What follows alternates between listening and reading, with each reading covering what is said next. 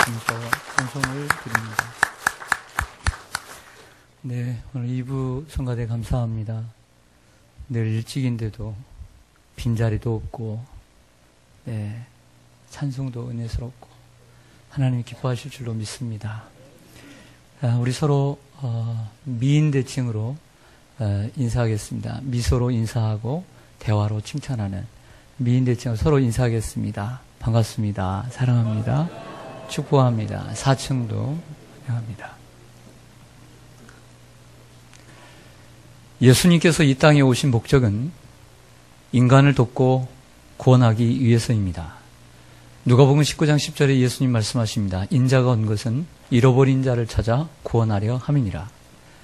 예수님은 이 땅에 사시면서 인간을 돕고 인간을 구원하기 위해서 사셨고, 그리고 예수님은 가시면서 이 사명을 그대로 교회에 주고 가셨습니다.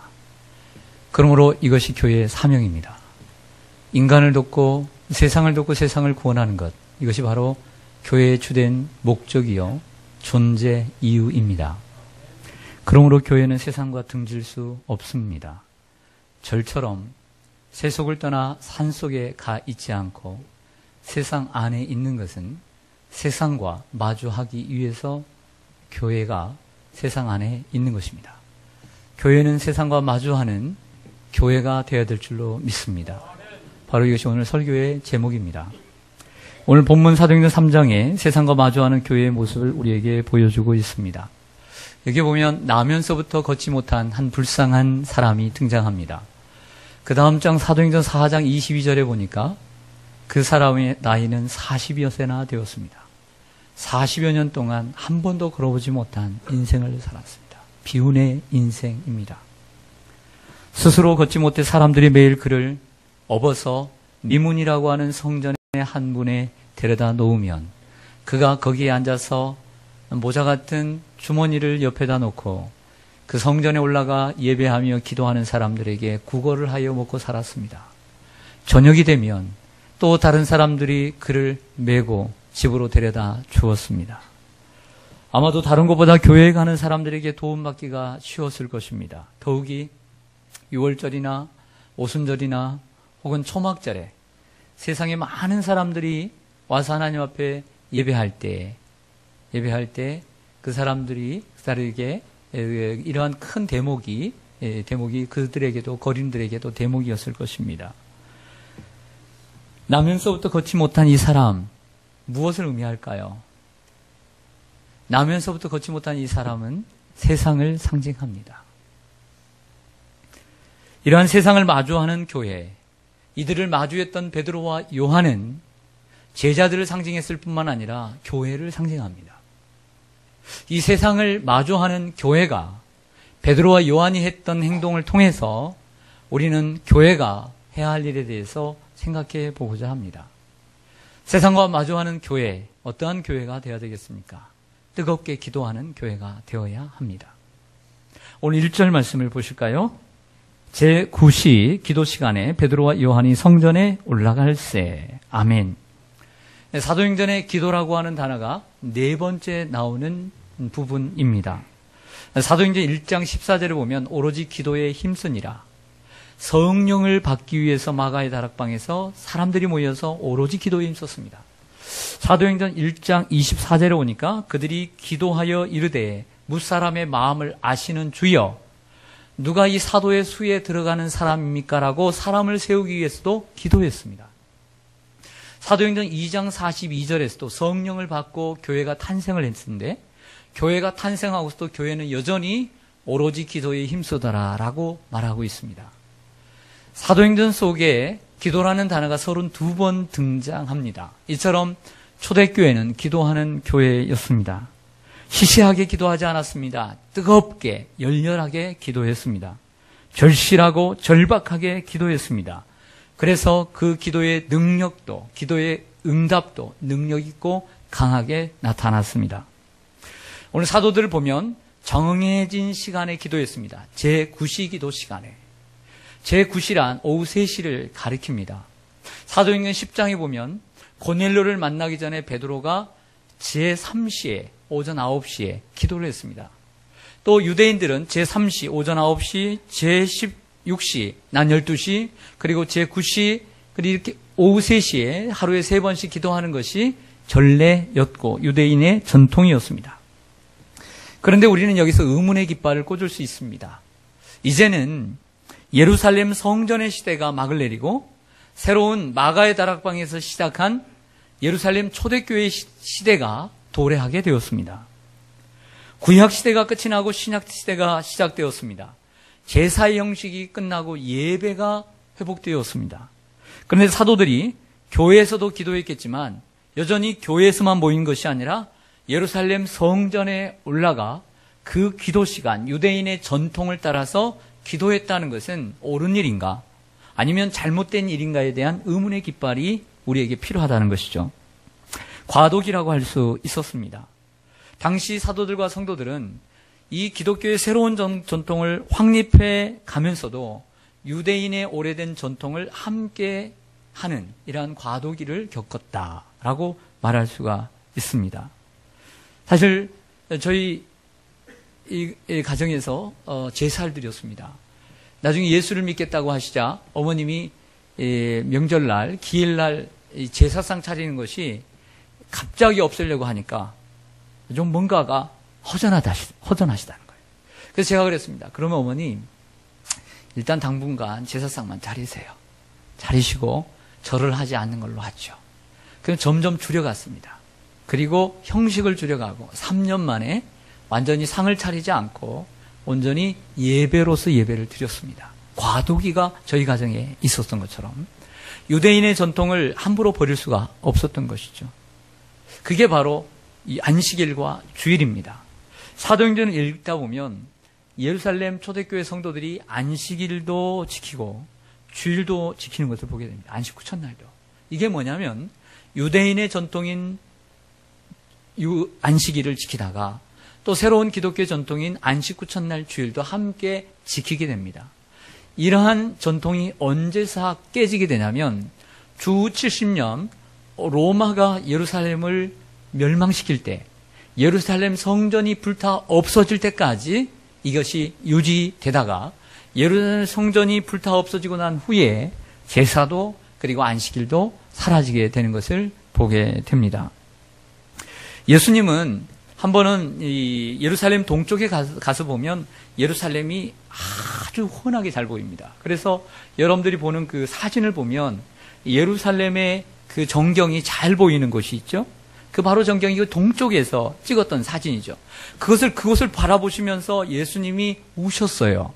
우신 이유는 40년 후에 70년에 로마의 티투스 장군에 의해서 예루살렘과 예루살렘 성전이 불타 없어질 것을, 그리고 이스라엘 백성들이 그 속에서 고통당하며 죽어가는 모습들을 보면서 예수님이 그것을 슬퍼하셨던 것입니다.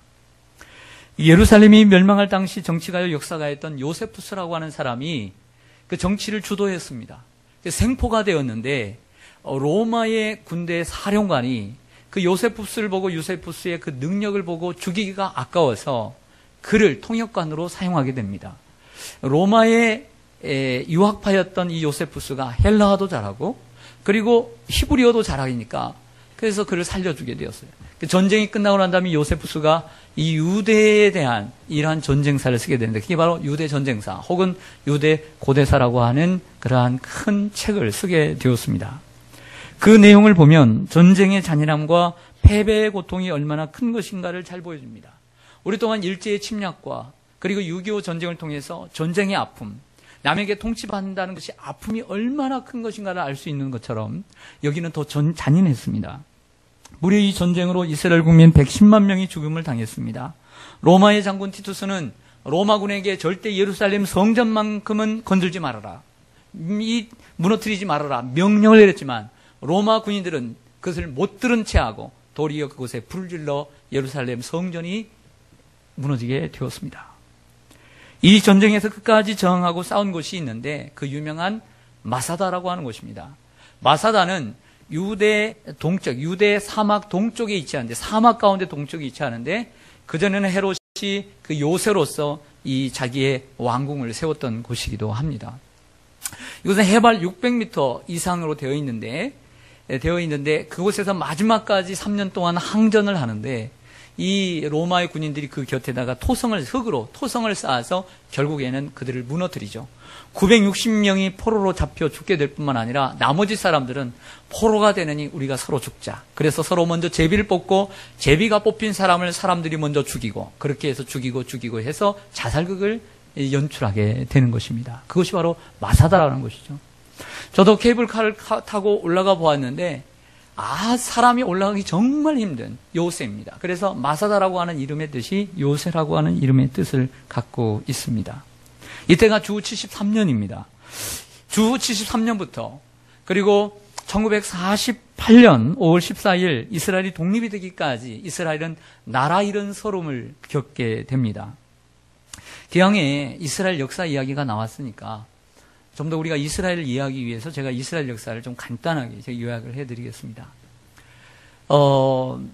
원래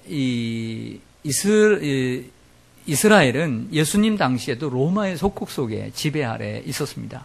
주전 64년부터 이스라엘의 지배 아래 있다가 그래서 이제 나중에 이제 완전히 멸망을 당하게 되는, 왜냐하면 왜 멸망을 당하냐면 반란군이 생겼기 때문에 멸망을 당하게 된 것이고요.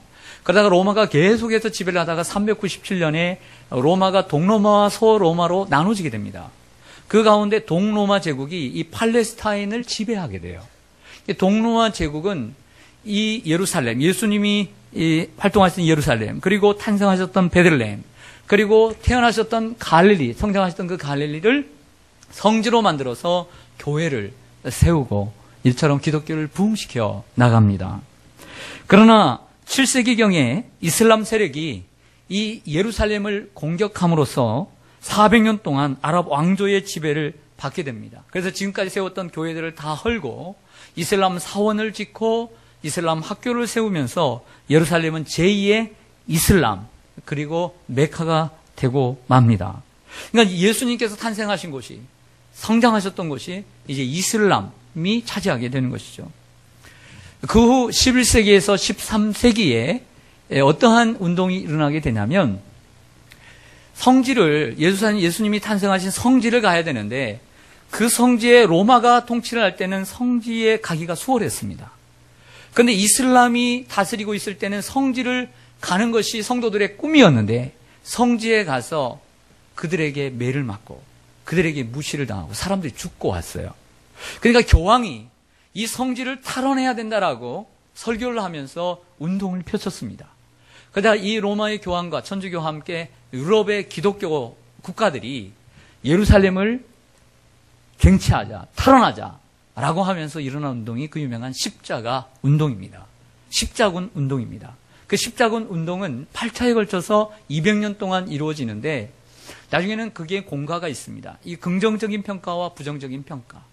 단순히 성지를 탈환하고자 하는 순수한 목적이 아닌 정치, 경제, 사회, 자기의 입지를 위한 이러한 목적으로 수많은 사람들이 사용을 했기에, 이용했기에 십자군 운동에 대한 비판을 사람들이 많이 하는 것입니다. 그 후 1291년 이집트의 맘루크 왕조가 이 십자군을 몰아내고 다시 예루살렘을 이 회교가 정복을 하게 됩니다. 지배하면서 교회를 파괴하고 다시 이슬람 사원과 학교를 세워 이슬람 문화를 발전시켜 나가게 되죠. 그러다 1517년 종교개혁이 일어났던 그 해인데 1517년 터키를 중심으로 일어났던 이러한 오스만 투르크 제국에 의해 이집트 왕조가 멸망을 당하고 400년 동안 다시 이 오스만 투르크 제국이 이스라엘을 다스리게 됩니다. 오스만 투르크 제국은 이슬람 회교 국가였지만 유순하게 통치를 했기 때문에 흩어져 있는 디아스포라 유대인들이 이주하여 이 이스라엘의 예루살렘에 정착을 하게 됩니다. 400년이 지나 1917년 제1차 세계대전의 패배로 오스만 투르크 제국이 해체되면서 제1차 세계대전의 승전국 중에 하나인 영국이 이 이스라엘, 팔레스타인에 대한 지배권을 받게 됩니다. 영국의 외상 벨푸어가 이 팔레스타인의 유대인들의 국가 건설을 지지하는 벨푸어 선언을 내리게 되자 많은 유대인들이 고국으로 이주하게 되었고 1930년대 후반부터 1940년대 초반까지 일어났던 제2차 세계대전, 이 세계대전으로 말미암아 나치, 히틀러에 인해서 유대인 핍박이 가해지자 세상에 흩어져 있는 유대인들이 더 많은 이들이 이 이스라엘로, 예루살렘으로 돌아와 정착을 하게 됩니다. 그러면서 정치, 경제, 사회적인 기반을 닦게 되고 결국 1948년 5월 14일 날 2000년 만에 이스라엘이라고 하는 나라를 독립하고 건국하게 이르게 되고, 오래전 그 조상들이 사용했던 히브리어를 자기의 모국어로 사용하자. 그래서 히브리어를 그대로 모국어로 사용하게 되었습니다. 우리나라도 수많은 외침을 당했지만 이스라엘의 역사를 한번 생각해 보세요. 이스라엘의 역사는 우리보다도 더욱더 비참한 역사입니다. 남에게 짓밟힌 역사를 살았습니다. 선민이지만 고통스러운 역사를 살았습니다. 그때로부터 이스라엘은 강해지기 시작했습니다. 중동 국가들 사이에서 미국과 손을 잡고 핵을 만들어서 강력한 나라, 어떻게 보면 강력한 나라가 될 수밖에 없는 나라였던 것입니다. 이것이 이스라엘의 역사입니다. 사도행전 본문으로 돌아가겠습니다. 보통 우리는 이 나면서부터 걷지 못한 이 사람을 베드로와 요한이 살린, 걷게 한 이 사건을 통해서 우리는 생각합니다. 아, 나도 이 예수 그리스도의 이름으로 나도 좀 병든 자를 낫게 하는 능력을 좀 받았으면 좋겠다. 이런 생각하지 않으십니까? 혹은 왜 지금 이 교회에는, 이 시대의 교회에는 이러한 능력이 없는 것인가? 성령의 역사가 사라진 것일까? 라고 비판하는 목소리도 있을 것입니다. 그러나 이것은 올바른 성경의 해석이 아닙니다. 오늘 본문에 등장하는 나면서부터 걷지 못한 사람은 먼저는 이 세상을 가리키고, 두 번째는 무능력한 우리 죄인의 본 모습을 그대로 보여주고 있는 것입니다. 그래서 기적을 가리켜서 사인, 표적이라고 말하는 것이죠. 단순히 그 기적을 보여줌으로써 사람들을 낫게 하는 데 목적이 있는 것이 아니라 그 병을, 그 기적을 행함으로써 주님께서 뭔가를 보여주고자 싶었던 것, 이것을 표적이라고 말할 수 있는 것입니다. 이 사람은 자기의 힘으로 걷지 못했습니다. 이 사람은 자기의 힘으로 성전에, 아버지 앞에 나아갈 수 없었습니다. 누가 죄인입니까? 죄인은 자신의 힘으로 하나님 앞에 나아가지 못하는 사람입니다. 죄인은 스스로 자신의 힘으로 하나님을 아버지라고 부를 수 없는 사람입니다. 태어날 때부터 이 사람이 걷지 못한 것처럼 인간은 태어날 때부터 죄인이요, 아담의 후손이요, 그리고 원죄를 가지고 태어난 영원한 죄인인 것입니다. 그러므로 오늘 이 본문에 나오는 이 나면서부터 걷지 못한 사람은 인간의 모습, 즉 죄로 말미암아 무능력한 이러한 죄인의 모습을 보여주고 있는 것입니다. 이러한 죄인으로 가득한 세상을 마주하는 교회, 오늘 베드로와 요한이 이 세상을 마주했습니다. 이 죄인을 마주했습니다. 어떠한 교회가 되어야 될까요? 예수 그리스도의 이름을 주는 교회가 되어야 합니다. 세상은 죄인인 인간을 궁극적으로 도울 수 없습니다. 세상이 거지를 위해서 할 수 있었던 일은 고갈할 수 있도록 그 사람을 집에서 업어서 혹은 어디에 실어서 그 미문이라는 곳에 데려다 주는 것, 그리고 저녁 때가 되면 그 사람을 데리고 와서 다시 집에 두는 것, 이것도 참 소중한 일이죠.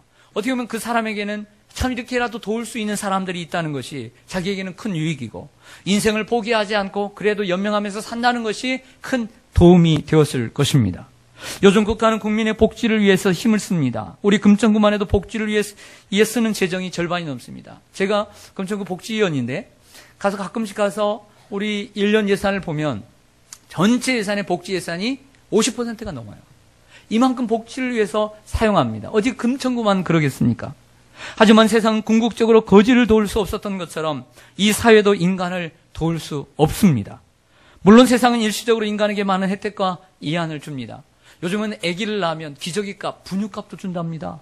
세상에 이렇습니다. 세상에 이런 일이 있습니까? 요즘은 기초노령연금이 있어서 이제 사람들에 따라서 좀 다르지만 몇 세 이상 되면 이렇게 돈을 줍니다. 세상에는 옛날에 이런 생각을 언제 해봤겠습니까? 해보셨습니까? 나라가 돈을 준다. 또한 돈과 음식을 먹는 기쁨, 휴대폰과 책, 만화와 영화, 그리고 텔레비전과 오락, 술과 쾌락을 세상은 가져다 줍니다. 훌륭한 음악도 있고 일과 운동, 취미가 있습니다. 그것 또한 인간에게 조금의 유익은 줄 수 있지만 생명에 관계된, 영혼에 관계된 도움은 줄 수 없는 것입니다. 오늘 3절에서 6절을 좀 보실까요? 제가 먼저 교독하겠습니다. 그가 베드로와 요한이 성전에 들어가려 함을 보고 구걸하거늘 그가 그들에게서 무엇을 얻을까 하여 바라보거늘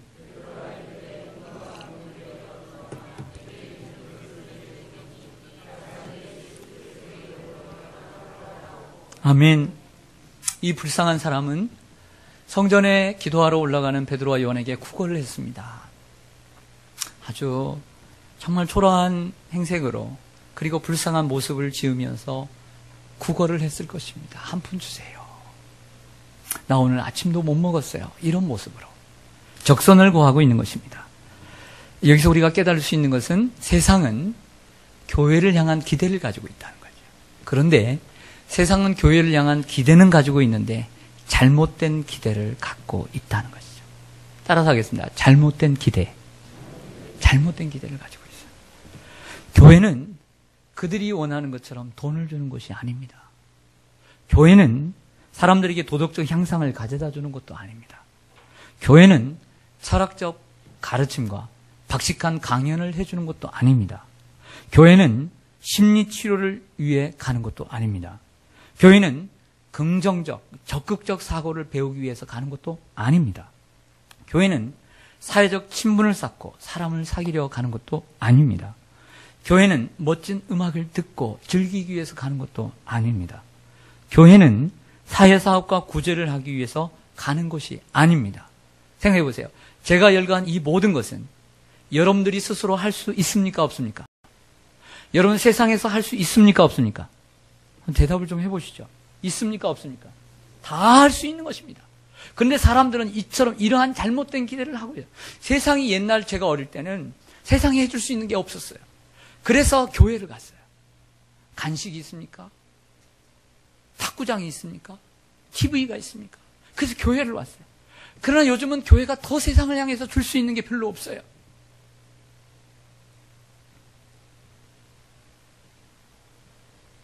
그렇다고 해서 교회가 제가 앞에 열거한 이 모든 것을 줄 수 없다는 것이 아닙니다. 교회의 궁극적인 본업, 사명은 이것이 아니라는 것입니다. 인정하시면 아멘. 12세기에 어느 교황에 관한 이야기입니다. 이 천주교회 신학자 가운데 유명한 아주 그래도 기독교계에서 존경하는 신학자가 한 명 있는데 토마스 아퀴나스라고 하는 신학자입니다. 이 토마스 아퀴나스가 그 교황과 함께 베드로 성당과 그리고 바티칸을 걸어가면서 구경을 하고 가는데 교황이 그러더래요.